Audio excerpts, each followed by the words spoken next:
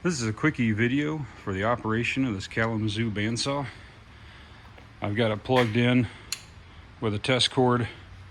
You'll have to add whatever plug your shop uses.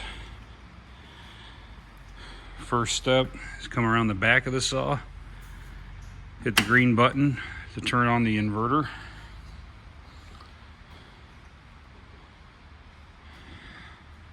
There's a auto off switch for the coolant pump. So if you're running coolant, you flip that to auto and it'll run coolant while the saw is running. If you have it off, it'll just stay off. It'll turn on when you turn on the saw. You got the hydraulic damper for the blade.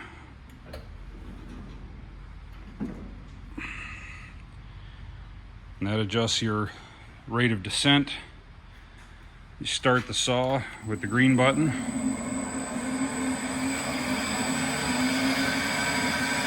That ramps up the speed. You can turn it off with the red button, or when the saw drops,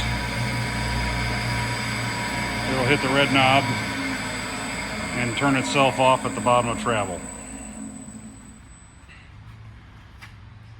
When you're done with it for the day, be sure to turn off the inverter so it doesn't just sit there wasting energy.